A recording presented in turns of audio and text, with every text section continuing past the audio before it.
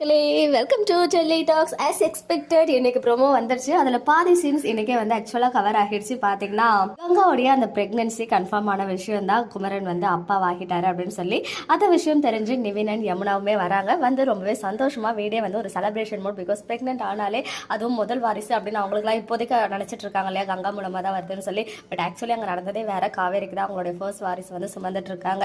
But அது தெரியாம இப்போதைக்கு கங்கா விஷயம் மட்டும்தான் வந்து ரிவீல் ஆகிருக்கு. ஸோ ஃபேமிலி ஒரு மாதிரி செலிப்ரேஷன் மோடுக்கு போயிட்டாங்க. ஹாப்பினஸ் வந்து எல்லாரும் ஷேர் பண்ணிட்டு இருக்காங்க. இப்போ புரியுது நிவினுக்கு ஏன் வந்து அந்த ட்ரூத்தை ஃபர்ஸ்ட் ரிவீல் பண்ண வச்சிருக்காங்க. யாராவது ஒருத்தவங்களுக்காவது தெரியணும் இல்லையா.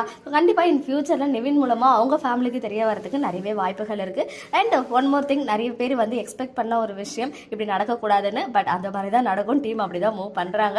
ஏன்னா வந்து இனிமேல் அவங்க ஒருத்தவங்க ப்ரெக்னெண்ட்டாக இருக்காங்கன்னா ஸ்டார்டிங் ஒரு ஃபியூ மந்த்ஸ்க்கு வந்து ரொம்ப கேர்ஃபுல்லாக இருக்கணும், நிறைய வேலைகள்லாம் செய்யக்கூடாது அப்படின்னு சொல்லுவாங்க. அதனால இனிமேல் வந்து அடுப்படி பக்கம் அங்கே வரமாட்டா, நீ தான் போகணுன்ற மாதிரி காவேரி கிட்ட சொல்லிட்டாங்க. காவேரியோட முகமும் மாறுது. அதே மாதிரி நிவின் வந்து அவங்களுக்கு தெரிஞ்சதுனால நிவின்மே வந்து காவேரிக்காக ஃபீல் பண்றாரு.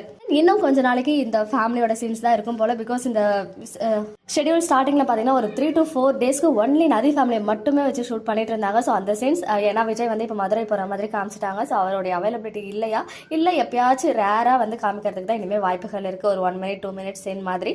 மற்றபடி இனிமேல் ஃபுல்லா நதி ஃபேமிலியோடைய அந்த அட்ராசிட்டிஸ் தான் நம்ம பார்க்க போறோம். அங்கே காவேரியோடைய ஃபீலிங் கண்டிப்பாக அவங்களும் ப்ரெக்னெண்ட்டாக இருக்காங்கன்னு போது அவங்களும் இந்த செலிப்ரேஷன்லாம் எக்ஸ்பெக்ட் பண்ணுவாங்க இல்லையா. ஒரு சின்ன சின்ன சந்தோஷம் தான் இல்லையா. இப்போ அவங்க ப்ரெக்னெண்ட்டாக இருக்கும்போது இன்னொருத்தவங்களும் ப்ரெக்னென்ட் ஆகிட்டாங்க. அதை வந்து நம்ம தப்பாக சொல்ல முடியாது. பட் அவங்க வெளியில் சொல்ல முடியாததுனால இன்னும் என்னெல்லாம் அவங்க வந்து அவஸ்தைப்பட போகிறாங்கன்னு தெரியல. ஃபேமிலியில் நிஜமாவே ஒரு பொண்ணா அதெல்லாம் பார்க்கும்போது ரொம்ப ரொம்ப கஷ்டமாக தான் இருக்குது. பட் பார்ப்போம் இன்னும் எவ்வளோ நாளைக்கு இந்த மாதிரி மூவ் பண்ணுறாங்கன்னு சொல்லி. ப்ரோமோ பற்றின உங்களுடைய ஒப்பீனியன் கமெண்ட்டில் சொல்லுங்கள். ஓகே மக்களே, நெக்ஸ்ட் வீடியோவில் மீட் பண்ணுறேன். எக்ஸ்க்ளூசிவ் அப்டேட்ஸ்க்கு மறக்காம நம்ம யூடியூப் சேனலை சப்ஸ்கிரைப் பண்ணிக்கோ.